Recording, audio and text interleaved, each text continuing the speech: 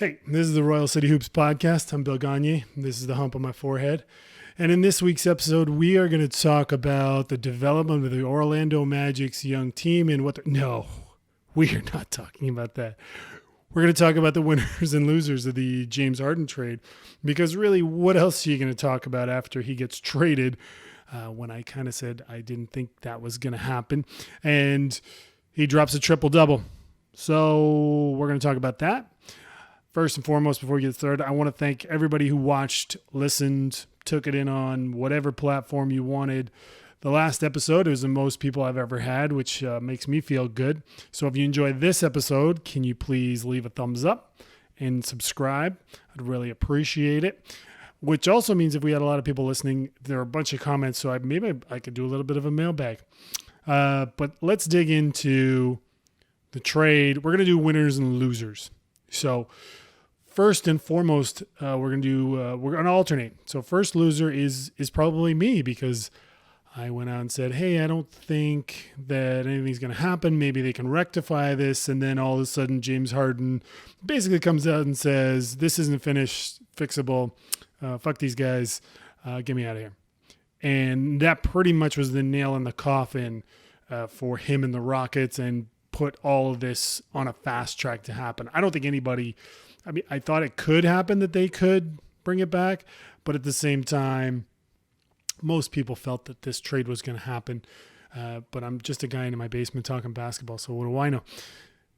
So I'm the number one loser there. We're going to say first and foremost, winner James Harden got what he wanted. Wanted to go to the Nets, pair with his guy KD. Came out with a triple-double on Saturday's game. KD with 42. Kyrie did not play. I mean, what can you say? He won. Didn't have to give back any money. He's where he wants. They got a chance at a chip. Reunited with his guy. Kudos to him. I'm sure there's lots of thought about whether you like what he did, how he did it, but he got it done. So does it really matter? This is player empowerment for you. So get over it. We're going to say loser. Loser is going to be, right, yeah, loser. I'm going to say Kyrie Irving's a loser in this deal, because he is by far the most expendable of the three. He has not played more than 75 games in any given season. I mean, and we're seeing right now, so first and foremost, God bless whatever he's going through, whether he is going through something. Basketball just doesn't seem to be a big priority for him. His focus seems to be on other things, not to judge people. I mean, who knows? The greatest thing he does in his life may have nothing to do with basketball. So I think sometimes we're a little too harsh in this forum talking about athletes and judging them, but I guess that's what we do here, so we're going to keep on that track. He's been absent from the Nets. He kind of just texted them and said, hey, I'm going to be away for a while. At least that's what the media is reporting. He's averaging something like, he's only playing 77% of the games he's been eligible for up to last year. I didn't count last year because it was a gong show of a season with the 2020 pandemic just ruining everything. So I discounted that. He's only played 77% of the games, regular season games he's available for. So 1 in every 5 games he misses. James Harden, there's a saying, best ability is availability, and he's pretty durable. He gets out no matter what you say he's going to do, whatever strip club he's at, however late he's out, he shows up, he balls out, no questions asked. Does he guard anybody? Nah. But he shows up. Kyrie, not so much. And he's on a big dollar amount. I'm sure he could rehab it. I'm sure he could rehab his rep and get out there and just show he's the player they know he is and we know he is. But he's got to be there. I mean, he was putting sage on the court a couple of weeks ago. God bless. Whatever you like. Whatever works for you. The next winner, I'm going to say, is Karis LeVert and the Indiana Pacers. Now, it's come out that he has a mass on his liver and he won't be playing. But let's discount that for now, which is hard to do. But let's just say, from a pure basketball standpoint, when this trade was made, he went from the Nets, who he kind of knew he was a piece that was going to move, to a team that clearly wants him. And for the Pacers, they're getting a player who fits what they do really well. He's very similar to Victor Oladipo, who went out in this trade. He's on a better deal. He's there longer. So he's got this year plus 2 years, and his production's pretty close. I mean, they're similar players. Get to the hoop, downhill, can make threes. They're not three-point shooters by any means, but solid player. And both have health issues. I mean, I don't think you could find, I think it was Chris Herring and Zach Lowe talking about, I don't think you could find two similar players with the bio or resumes that they have in terms of production, injury, etc.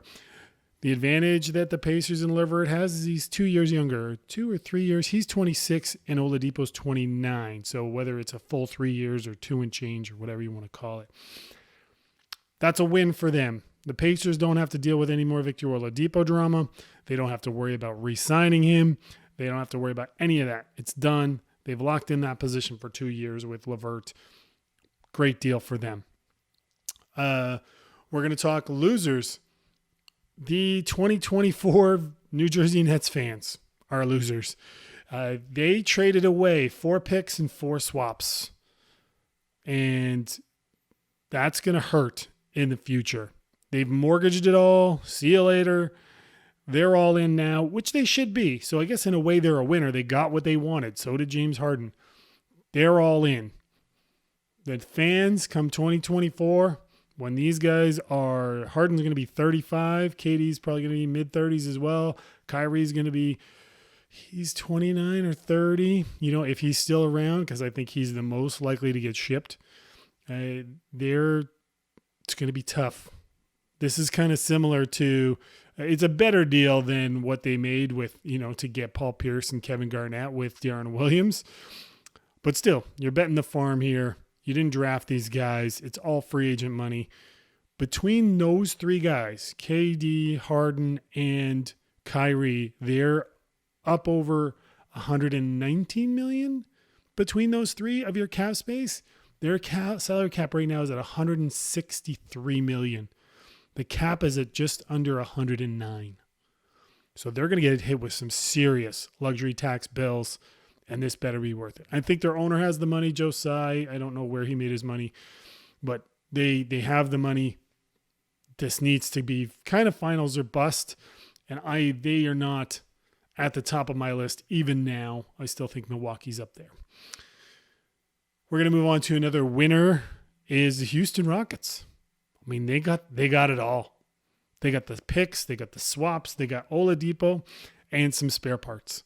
I think personally that it's a good deal getting Oladipo because if he balls out, you got a guy under contract you can sign and you're keeping him. If he balls out and you don't want to keep him, he's tradable. You can move that. You can get more assets. If he stinks, you just, or even if he doesn't stink and you don't want to keep him, you just let it run out and you get to salary cap space. Not the best outcome, but still a pretty good outcome. That's $21 million off your cap when you were paying James 40-some to keep him. So that's a good deal for Houston. I didn't think that deal was going to be out there. Ben Simmons, I thought, was the best deal. And clearly they did not like Ben Simmons enough to make that deal happen. So that's Houston's in a really good spot. John Wall's playing well for them. That's early. He's had to sit out. I mean, this season is definitely unpredictable, and we talked about it. We got to be 20, 25 games in before we really know who anybody is. And Christian Wood's played well for them. He's been a nice little addition. So they have something to work with. The West is a bloodbath. Are they going to make the playoffs? Are they a play-in team? Who knows? Again, 20, 25 games. We're going to move on to what I'm going to give a losing grade to for now. Would be the Cleveland Cavaliers. They got Jared Allen and some spare parts in this deal. They unloaded, I believe, a 2022 first-round pick from Milwaukee as part of the deal. But now they have 3 centers on the roster, all of them on expiring deals. I didn't think they were all on expiring deals, so I thought getting Jared Allen was a win. But he's in the last year of his deal. So Andre Drummond, who has been playing well, and I know because I've had the misfortune of watching a bunch of Cleveland games in whole or in part, he's been playing well. I mean, it is a contract year. It is that sort of anomaly. Like, is he just playing for the money, which is a valid point. but he's rebounding. He's not complicating his offense. He's defending. He's doing what he does. Is he worth the $28 million you're getting for him now? No. He's probably worth somewhere in between, what Christian Wood got. Christian Wood got $41 million in 3 years. I think that's pretty fair for what Andre Drummond produces. So is he something that gets moved? Jared Allen's on the last year of his deal. So is JaVale McGee. They also have Kevin Love and Larry Nance and their team. Surprisingly, they're playing better than I thought. They're playing together. They're a fun little team. But as the season goes on, eventually their lack of talent is going to prevail. What's the opposite of prevail? It's going to show itself to not work out. Now, they got a wonderful backcourt nickname of Sexland with Colin Sexton and Darius Garland. Awesome name. They are coming into their own. Sexton's averaging something like 25 a game. He's a little spark plug. I think they have some nice things going on in Cleveland.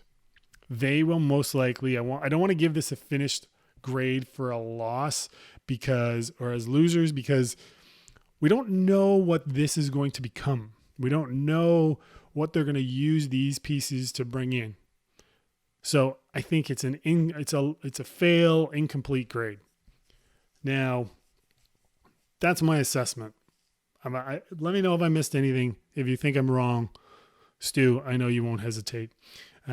So now, given how many people listened, and I got some comments in there, we're going to do a little bit of mailbag, and this is from my guy C. Webb, who we were talking about. He mentioned Lowry from the last episode and the Raptors dealing him.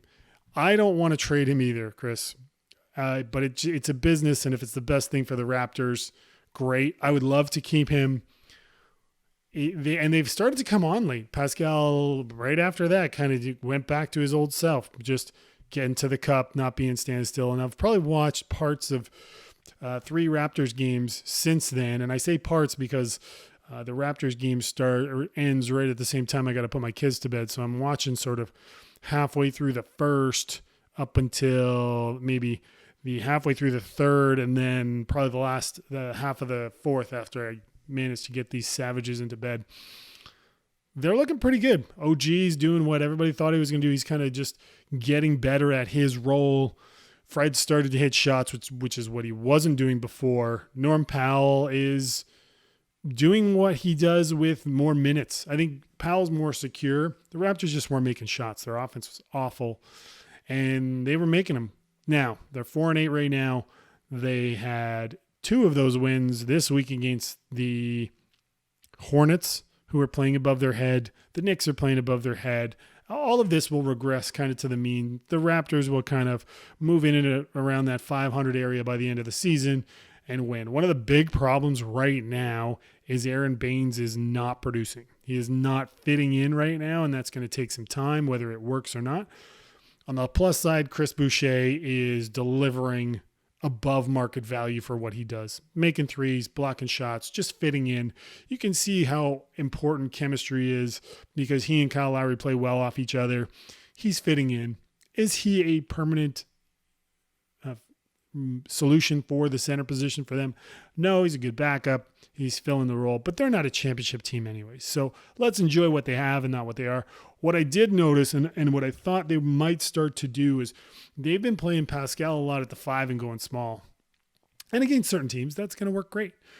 But when you play the teams, the elite teams, they're going to get beat anyways. So whether they play Pascal at the 5 or not, who cares? They're going to be a plucky, fun little team, and they're going to go on some runs. They're going to win 4 or 5 in a row a couple times this year. Win 5 out of 6. They're going to get that record up to 500, and you'll see some of those other teams kind of fall off by the wayside. They had 2 really good games that they lost, Portland and Phoenix. I watched the Portland game. They were in control, then had to put my kids to bed, and I kind of missed the CJ McCollum show there down the stretch where I think in an episode he called himself a shark because he's always hunting, which is hilarious. I love CJ McCollum. I love his old man game. He's just got everything in that bag without the athleticism, and just love watching him play. That's it for this episode. I'm going to say like if you like, comment if you got something to say, and subscribe at your own risk. And thanks again.